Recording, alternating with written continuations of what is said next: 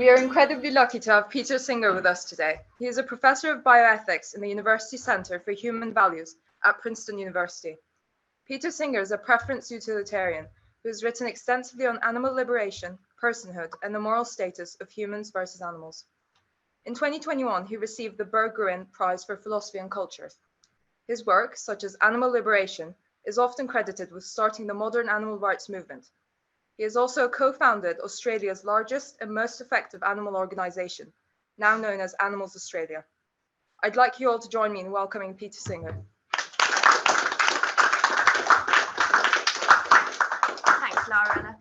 So I've got some questions for you, which I'll kind of the ones that I sent through. So we'll start off with focusing on kind of animal ethics and value of human life. So the first one, the two main arguments against animal use, particularly for meat, are the cruelty which they endure and the negative environmental effects. Which of these do you think is more important?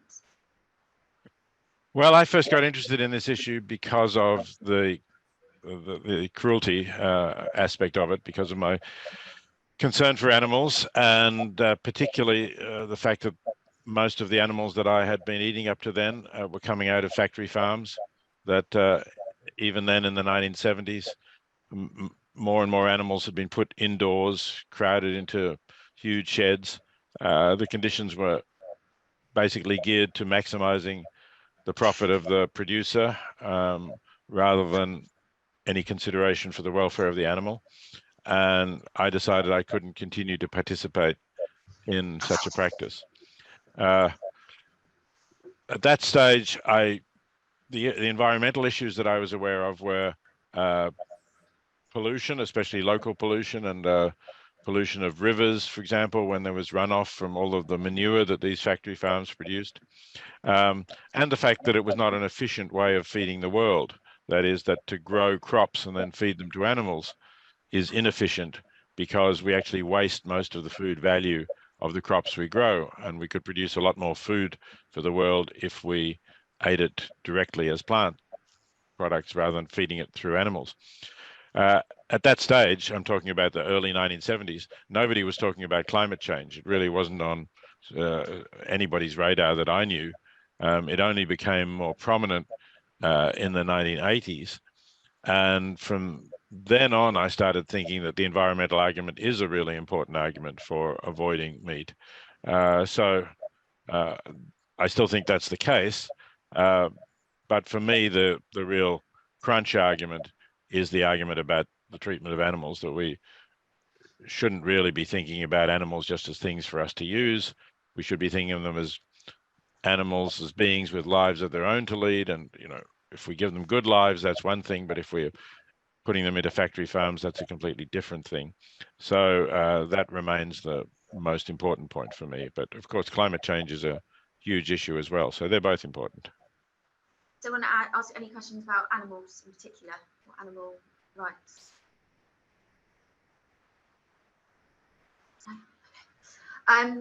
We'll move on to the next question. So recently, Rishi Sunak met a person with Down syndrome who in the UK is campaigning to, so there's currently no upper limit in the UK for abortion for fetuses with Down syndrome. And she's been campaigning against that, claiming it to be discriminatory. Do you think, so she's campaigning against the abortion of people with Down syndrome, do you think that that would be a serious step backwards?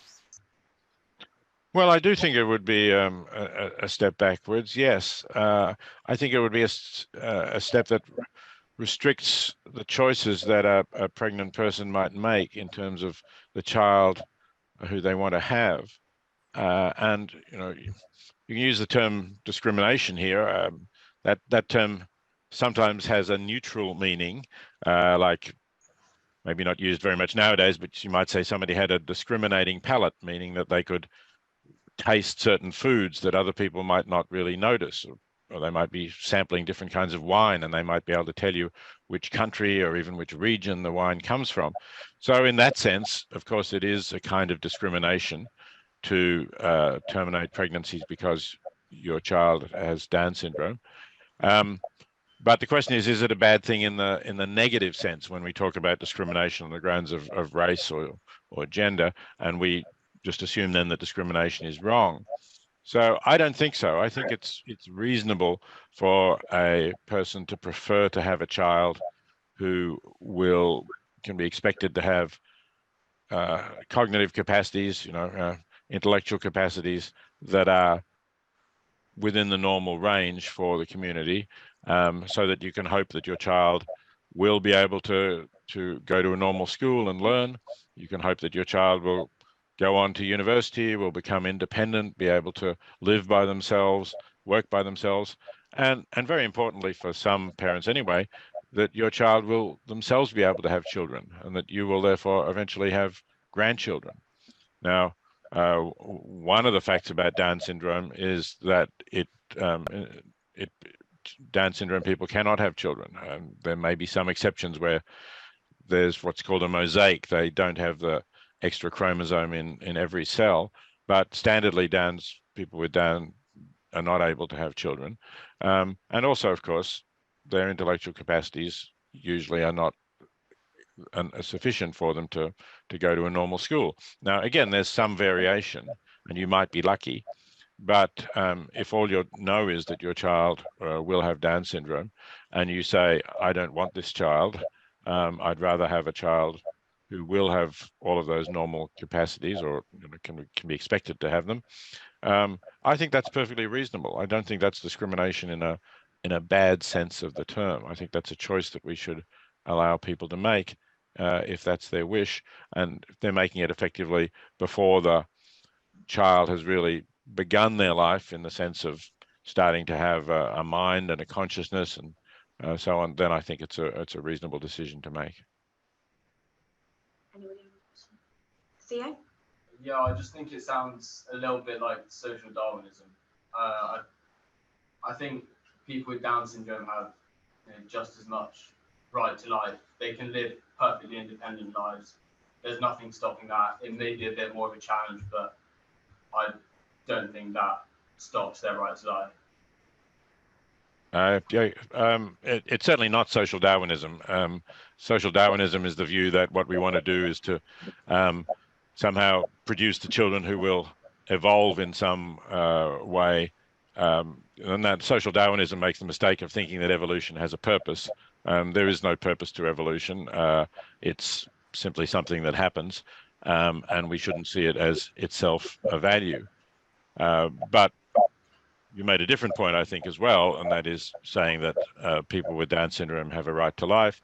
And you also said that they can live independently. Well, I think the correct, the truth on that is that some of them can live independently, and some of them will need care throughout their lives and won't be able to live independently. And you're not going to know that in advance. So if you're told that there's a substantial chance, I don't really know what the correct figure would be, but let's say you're told there's a 50% chance that your child will never be able to live independently, I think that would be reasonable to say, I don't want to take that risk. I can end this pregnancy, I can get pregnant again and have another child who has much better prospects of being able to live independently, and eventually be somebody who is able to go to university and to earn their living at a job and have children. I think it's reasonable to avoid even a high risk of having a child who's not able to do that. You mentioned a right to life. As was said in the introduction, I'm a utilitarian. I don't base my views on rights. I don't think there are sort of inherent or innate rights that we have. And I think that we need to think about what the consequences of our actions will be.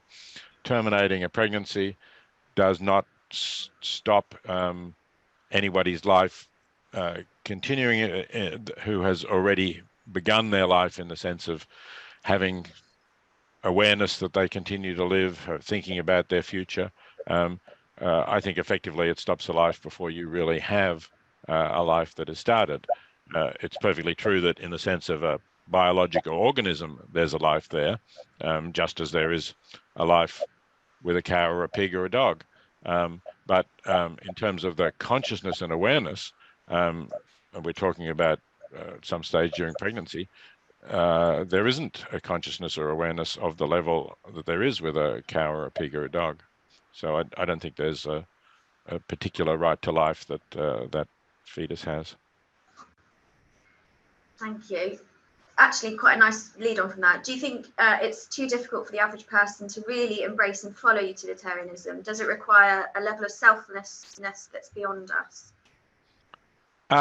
You know, if you take it all the way, utilitarianism is a very demanding ethic, because it says that you should think about the consequences of what you're doing. You should try to do what will have the best consequences for everybody affected by your action. And it doesn't make a distinction between acts and omissions as such. So, you know, there may be some circumstances in which it's relevant whether you acted or didn't act, relevant to how we think of you as a person, your character. But essentially, if you pass up an opportunity to help somebody, let's say to save a life, that's may have similar consequences to if you'd actually killed somebody.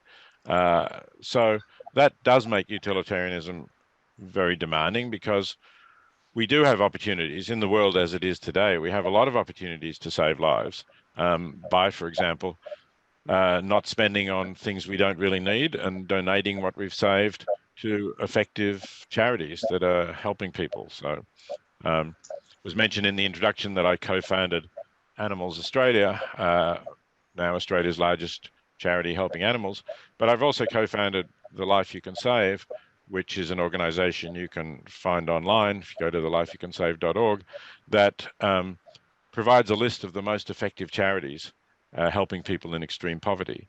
And one of those, for example, is the Against Malaria Fund, which provides bed nets for people in regions where malaria is prevalent. And without bed nets, more children will die from malaria than will die if bed nets are distributed in those regions, and if people are given instructions on how to use the bed nets properly.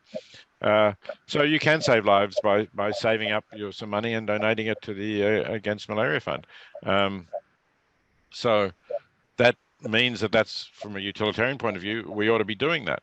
Now, the question you might say is, well, you know, how much do I have to do? You know, do I have to sacrifice everything I can spare, or can I still spend some money on myself? Can I still go on a holiday, or whatever else it might be, buy some new clothes because fashions have changed, and although the clothes keep me warm, they're not the kind of style that I like anymore. Well, you know, there are all of those questions, and I suppose it depends how far you're going to go. I've suggested people who are middle class or above and not in poverty might think about giving 10% of their income to effective charities, and if they get comfortable with that, they might go beyond it. So yeah, following utilitarianism all the way does, I think, lead to at least what seem to be sacrifices if what you're committed to is a material lifestyle where you want to buy a whole lot of consumer goods. But in fact, I don't really think it's a sacrifice, because I think having that goal, that knowing that you're helping people, is something that's really important in many people's lives. It gives them a sense of purpose and fulfillment, which I think adds a lot to your life, probably adds more to your life than, you know, as I say, buying new clothes because the styles have changed, or various other things that you might spend money on. So yeah, it's more demanding than most ethics, and I'm not going to blame people who don't follow it all the way. I think you know, we need to be positive and encouraging. I don't want to guilt trip people who don't do this, but I think I do want to encourage people to think about others, and to think about what they can contribute to making the world a better place. I want to go on to moral values. Somebody submitted a question saying, I've read that your view on whether objective moral values exist has changed over time. Why is this the case, and what led you to change your mind? Yes, I have changed my mind over the years as far as objective moral values are concerned. When I was both an undergraduate and a graduate student, I was an undergraduate in Australia and a graduate student at Oxford. The sort of, I suppose you could say, the dominant thought among people who were not sort of a fairly conservative and often religious inclination was that there are no objective values, that when we make ethical judgments, we are just expressing our feelings, our emotions, and that those emotions are subjective, that you can't really argue about values. But over the years, I've come to see that we do argue quite a lot about values, and that these arguments actually persuade many people to change their minds, whether it's about something like whether they should eat meat or whether they should donate to charities or abortion, any of these issues that we've been talking about. And a number of, not only me, but a number of other philosophers have started to defend the idea that there are objective values. And, you know, in part, I think the shift that's occurred is because we're thinking of some values as basic truths, that just as we think that there are truths in mathematics, although, you know, it's not a matter of empirical science to discover that, it's a matter of reasoning, and there are truths of logic which we also discover through reasoning. So perhaps there are some ethical truths, perhaps there are some things like that are self-evident, like that being in pain is in itself a bad thing. Obviously, sometimes, you know, pain may be good as a warning signal that you need to go and see a doctor, something might be wrong, or you put your hand in the fire and you need to take it out. That's one kind of pain. But those are instrumental goods. The pain itself is good because it leads you to avoid some worse injury. But just taken in itself, you know, pain, inflicting pain for no reason on somebody seems to be pretty obviously a bad thing. And conversely, giving somebody enjoyable experiences seems to be a good thing. So I think that we can say that there are some truths in ethics that are self-evident, that you can't, you know, well, people may deny them, but it's more plausible to think that we are actually getting onto something that is real and there in the world. And so that's what persuaded me in the end to move towards a more objective view of moral values. Any questions on, especially after 6, we're doing meta-ethics, any sort of questions on moral values?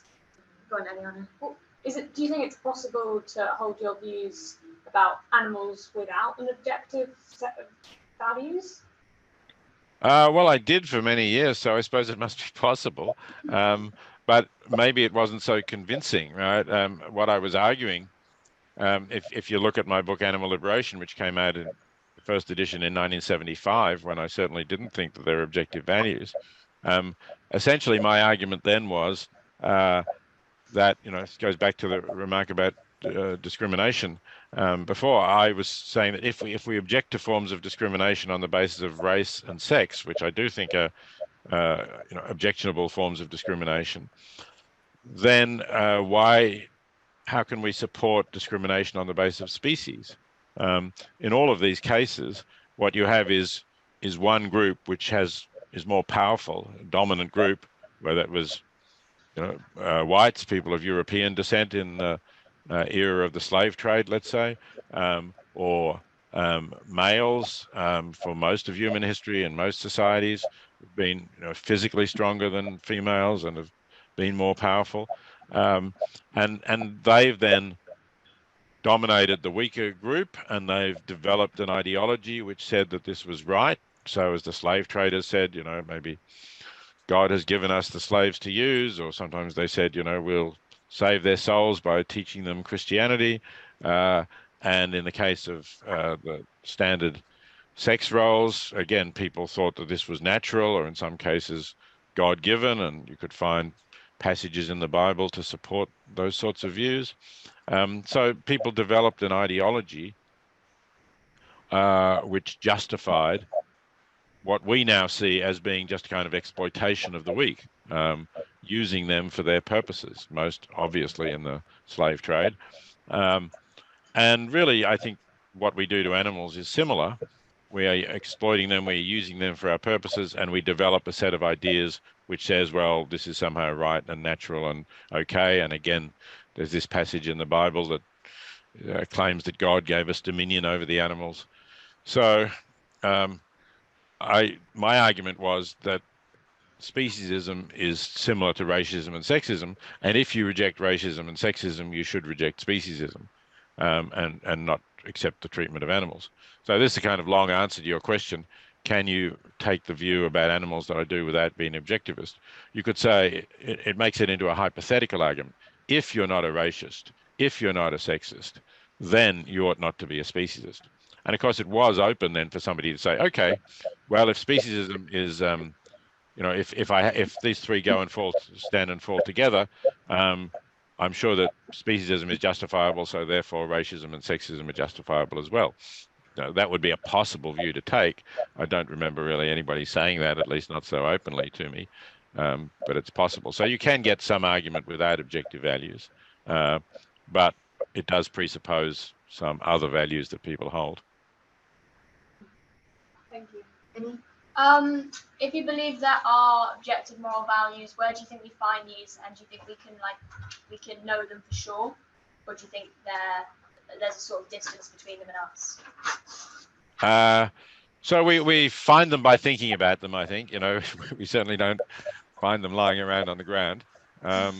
So it's a matter of thought where we try and get clear about could I really imagine that inflicting gratuitous pain, pain that does no good to anybody on someone would not be bad? Try and think about that.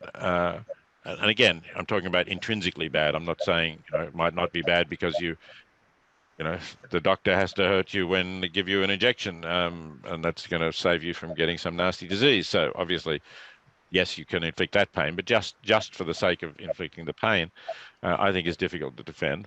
And some other philosophers have suggested that equal consideration for all of those affected by our actions, where they have similar interests, should be given equal weight. That's a kind of axiom of sometimes it's called universal benevolence. In some form, it's an axiom of equality, that there's no reason why my pleasures or pains should count for more than your pleasures or pains. That's something else that some philosophers have defended as being self-evident.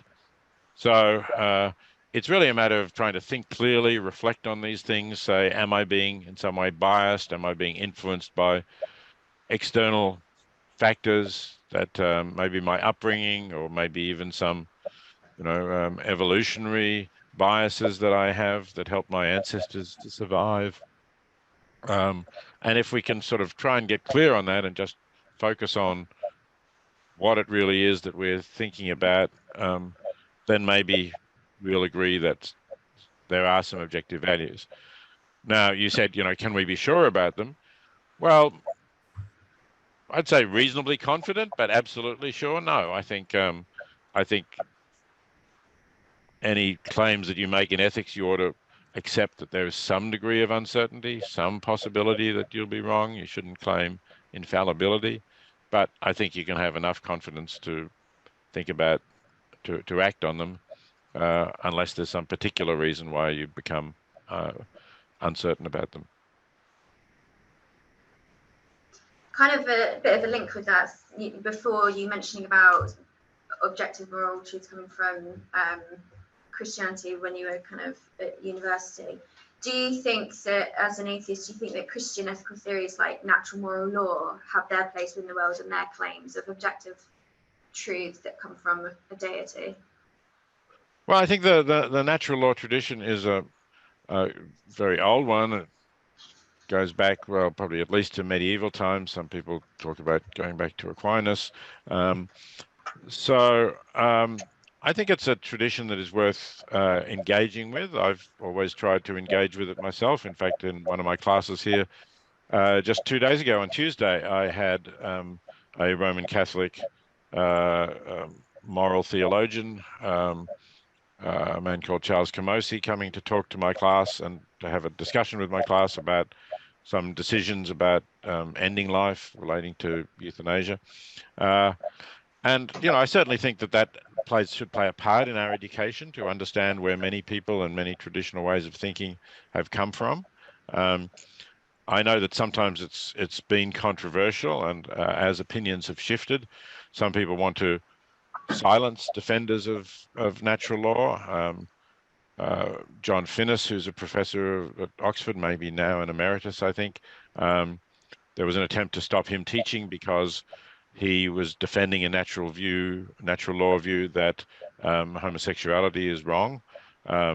I totally disagree with him about homosexuality being wrong, but I think that he shouldn't be silenced. I think we should engage with people who hold those views and try to show why they're wrong. So, yes, I think the natural law tradition has a place in education, and people should be able to discuss it and argue about it. You've talked before about belief in God being made harder by the so-called problem of evil. Do you think that's the strongest argument against the existence of a deity? I do, yes. I have to say, I don't see much evidence for the existence of a deity either.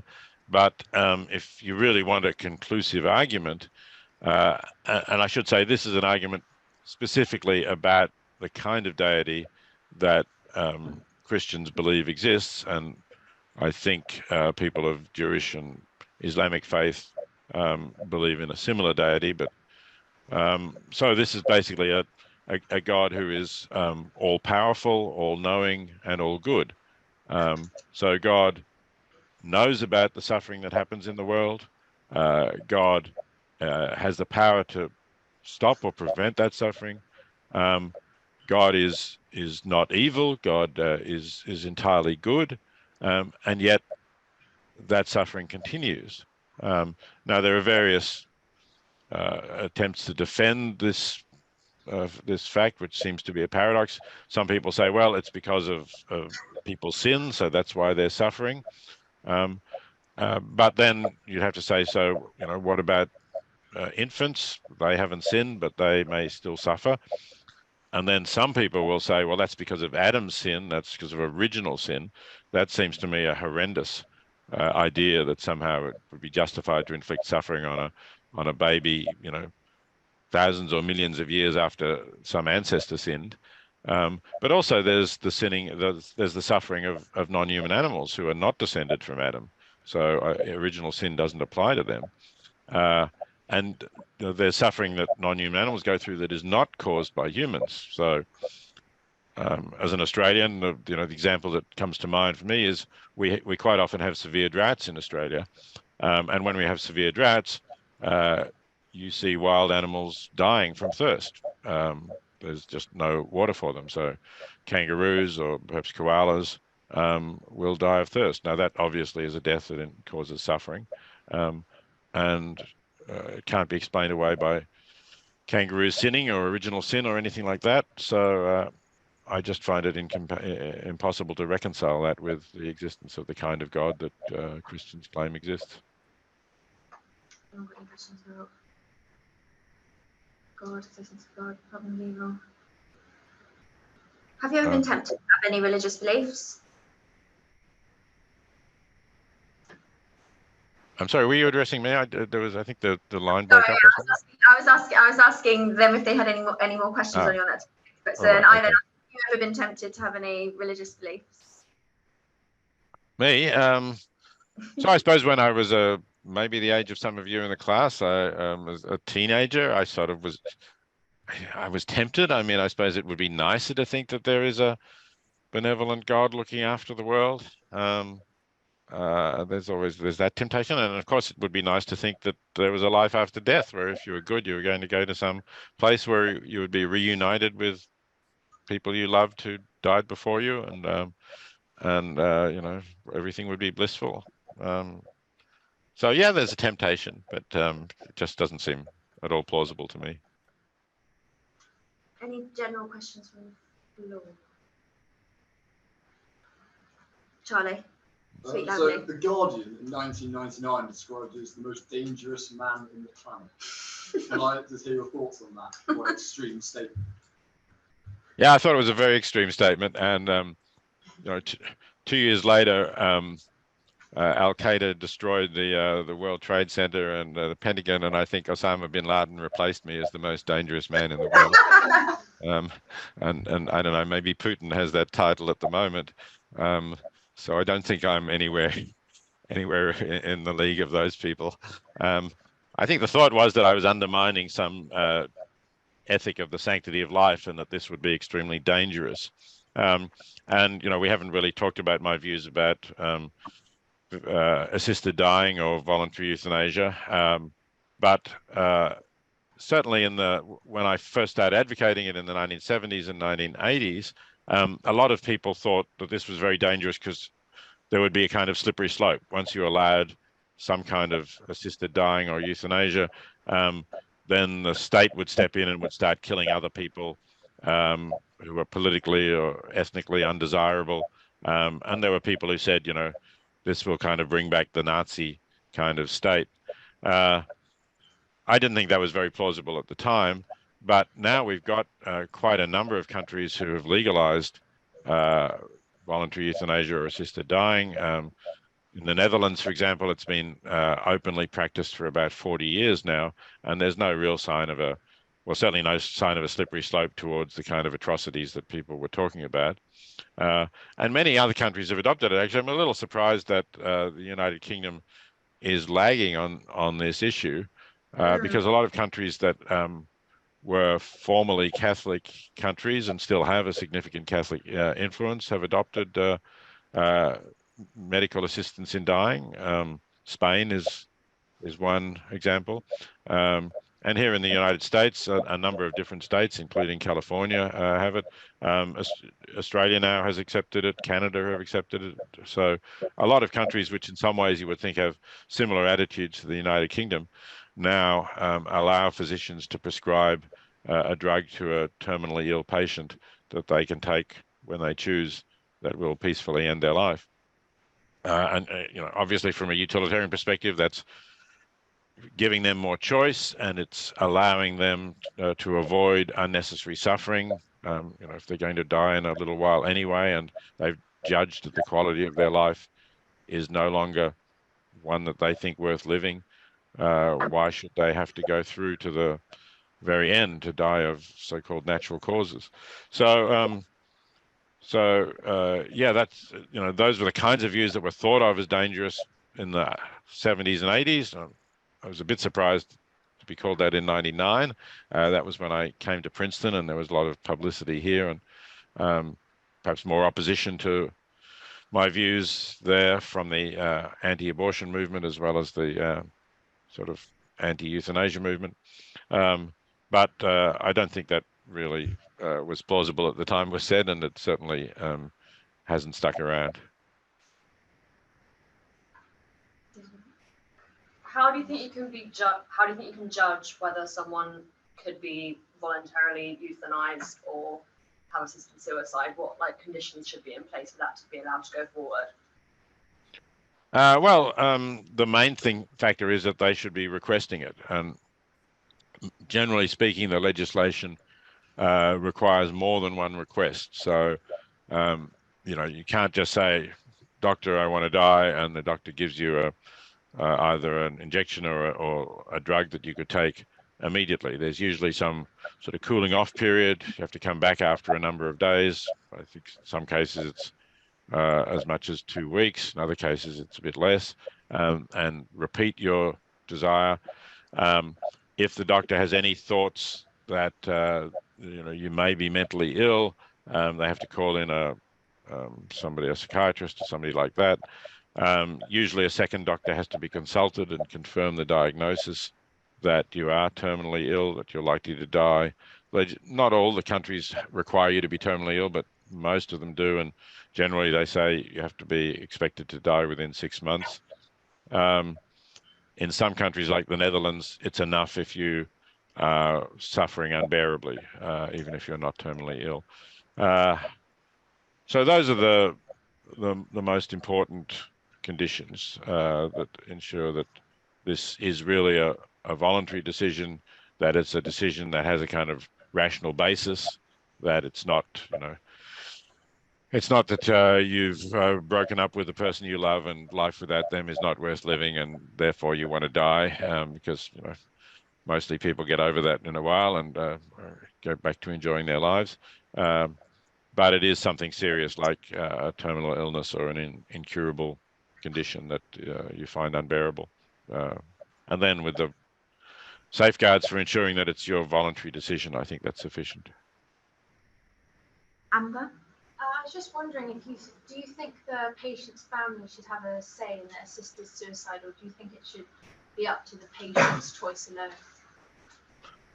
When we're talking about adults, I think it should be up to the patients. I don't think their family should have a say. Of course, their family can talk to them and try to talk them out of it, but I think the decision ought to be with the adult. In Belgium now, and I'm not sure about the Netherlands, but certainly in Belgium, I think children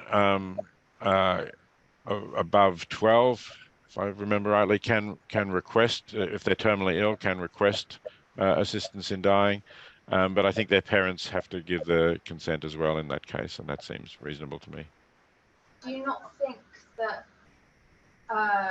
the family's pain would cause more unnecessary pain than the patient continuing to live? So I think it's no. I think generally, especially where you have the rule that they have to be terminally ill. Arguably this might be slightly different where they're not terminally ill, but as I say, in most countries that allow this, they do have to be terminally ill, and the family is going to then suffer when they die anyway. It's going to be a matter of months, but it's difficult for parents to say to someone they love, it's okay for you to end your life, because the person may think, well, my family doesn't care about me, and so typically families will encourage people to go on living, and I think that's showing their love and care. But ultimately, I think that should be the decision that the patient should make, to give families a veto over it, and force the patient to suffer. If the death is then one that involves quite a lot of suffering and is drawn out, I think the family will feel bad afterwards. I certainly know people who feel bad from situations before assisted dying was legal. I'm thinking about Australians now, who felt very bad that they could not help their loved parent or other relative to die and shorten the suffering, that they had to stand by. And that's when I say, was there really nothing I could do? Should I have changed my doctor and found a doctor who would give a large dose of morphine to help them to die? I think that's quite a serious cause of distress for families where there isn't assisted dying. Annabelle? What would your perspective be about the termination of animals based on similar grounds to human euthanasia? Would you say it's murder as it's non-consensual? Well, I think if you have a dog who is ill and in pain and you can't cure the pain, I think it's taking your dog to the vet and having euthanasia for your dog is absolutely the right thing to do. And just to make it clear about my views about animals in general, they're not really based on the wrongness of killing animals. I think there are differences between the wrongness of killing a being who thinks about their life as, having a future and plans for the future and, does things now. You're all at school and you're thinking about what you'll do after you graduate from school. And, you're the kind of beings who think a lot about the future, and what you do today might well not make sense if you weren't thinking about the future. Whereas non-human animals generally don't think about the future in that way. There's some species where you might get into some debate about to what extent they might have future awareness, and some of them might, but most of them don't, certainly not in the way we do. So I don't think that it's, although I think it's just as bad to cause similar amounts of suffering to humans and non-humans, I don't think it's just as bad to painlessly end the life of an animal as it is to painlessly end the life of a normal human being. So just to get that clear, I do think that there's some differences there. Just conscious of time. Joe? In terms of pleasure and pain within utilitarianism, do you think that the pursuit of just pleasure is kind of futile, in that we desire to, you know, continue the process of desiring itself. Do you think that we need a kind of continued sense of striving and a balance between pleasure and pain, particularly in order to like further creativity? I certainly think it's good to have things to strive for. We're purposive beings, but in the world as it is, we're not short of things to strive for. We're not short of ways to try to reduce the suffering of others, even if we're fortunate and don't have any major causes of suffering just relating to ourselves. We can help others, we can help humans and animals to reduce their suffering in a whole range of ways. So, you know, for the foreseeable future, it's not going to be a problem. If we ever got to a world where we could somehow all just, you know, put electrodes in our brain and dial it up and just lie there experiencing pleasure, then there would be an interesting question as to whether we would want to do that, whether that would be a kind of sustainable long-term thing to do, whether after a while we would cease to be feeling pleasure. Yeah, possibly. So you possibly, you know, unless our nature changes quite dramatically, we do need to have other objectives, which might only exist in a world in which it's not the case that everybody can just feel as much pleasure as they want all the time. Indiana. You said that the abortion laws of Down syndrome pregnancies are perfectly reasonable and not a bad choice of discrimination. But would you not agree that these laws are damaging in the way that they make Down syndrome people in our society today feel less valued? Do they make them to be less valued? Look, I'm not sure about that. I certainly think that when people are living with disabilities, we should try to support them and encourage them to have the best possible life they can. We should value that life. We shouldn't, you know, at that point, we shouldn't say somehow they don't count as much as other people. So is that going to be inevitable if people terminate the pregnancies of those with Down syndrome? I'm not sure, because I think, you know, when families do choose to have children with Down syndrome, or when they have them without choice, you know, they tend to be loving, close families, and I think the people with Downs will often feel that they are loved and cherished by their families, and that's clearly a good thing. You know, if they become aware that other people with Down syndrome, you know, parents choose not to have them, I'd hope that they could just accept that as a choice that parents make, rather than as reflecting something on them. Okay, I'm just conscious of the time. Thank you so much. We do have a closing statement from Indiana, and then we will give you a thank you. So Indiana, you say. Thank you very much for coming. I really enjoyed your description of the cruelty of animals. Would everyone please join me in a final thank you?